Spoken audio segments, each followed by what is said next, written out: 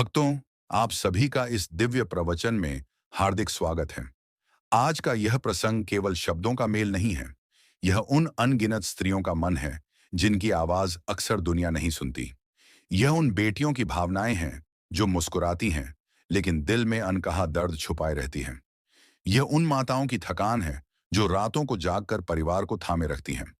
यह उन पत्नियों का संघर्ष है जो घर को संभालते संभालते खुद बिखरने लगती हैं। जब एक बेटी जन्म लेती है तब घर में रोशनी फैल जाती है, हर चेहरा खिल उठता है। लेकिन जैसे जैसे वह बड़ी होती है उसके पंखों पर धीरे धीरे नियमों का बोझ डाला जाता है। उसे सिखाया जाता है कि यह मत बोलो, यह मत करो, यह मत सोचो। उसे डर, मर्यादा और समाज के नाम पर रोका जाता है। उस बच्ची की हंसी जो कभी मुक्त हवा की तरह थी, धीरे धीरे सीमाओं में कैद होने लगती है। वह कुछ बोलना चाहती है पर बोल नहीं पाती। वह उड़ना चाहती है पर उड़ नहीं पाती।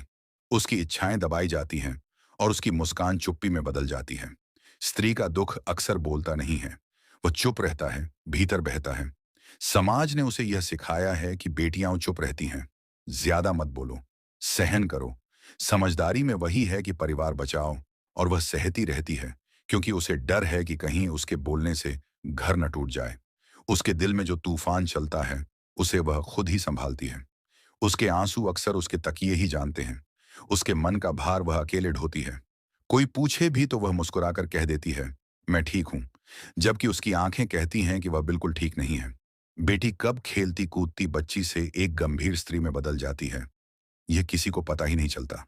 वह अपने भीतर से वह भोलेपन वाला बचपन धीरे धीरे खो देती है। एक समय ऐसा आता है जब वह महसूस करती है कि उसकी खुशी उसके हाथ में नहीं है। उसकी इच्छाओं की कोई कीमत नहीं है। वह जो चाहती है वह कह नहीं पाती। उसके आंसू उसका खुद का बोझ बन जाते हैं। वह किसी को दुख नहीं देना चाहती, इसलिए अपना दुख खुद के अंदर बंद कर लेती है। स्त्री त्याग की मूर्ति बनती जाती है। वह दूसरों के लिए जीना सीख जाती है।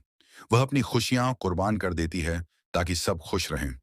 वह सबको मुस्कान देती है और बदले में अपने दर्द छुपा लेती है। उसे पता है कि उसके आंसू देखकर कोई परेशान होगा, इसलिए वह अपने आंसू अपनी पलकों में ही रोक लेती है। वह बात करती है पर उसमें दर्द छुपा होता है। वह मुस्कुराती है पर वह मुस्कुराहट असली नहीं होती। उसके चेहरे पर हंसी होती है लेकिन दिल में दर्द। विवाह के बाद उसका जीवन बदल जाता है। कुछ स्त्रियों को प्यार मिलता है, सम्मान मिलता है, लेकिन बहुत सी स्त्रियां ऐसी भी होती हैं जिन्हें उपेक्षा मिलती है, अपमान मिलता है, ताने मिलते हैं।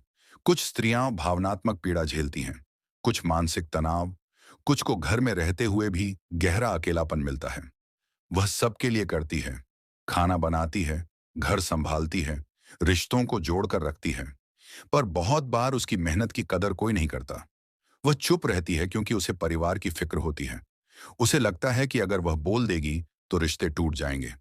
जब वह मां बनती है तब उसका संसार बदल जाता है। वह दिन रात अपने बच्चे के लिए जीती है। वह अपनी नींद भूल जाती है, अपनी थकान भूल जाती है, अपना दर्द भूल जाती है। उसके लिए उसका बच्चा ही उसका संसार होता है। लेकिन उसका अकेलापन कोई नहीं देखता। उसके दिल की व्यथा कोई नहीं सुनता। सब कहते हैं कि मां बनना बहुत सुख की बात है, लेकिन कोई यह नहीं देखता कि उस सुख के भीतर कितनी पीड़ा छुपी होती है। वह अपने बच्चे को जीवन देती है और खुद धीरे धीरे सूखती जाती है। समाज स्त्री को कई रूपों में देखता है, बेटी, बहन, पत्नी, मां, लेकिन कोई यह स्वीकार नहीं करता कि वह सबसे पहले एक इंसान है।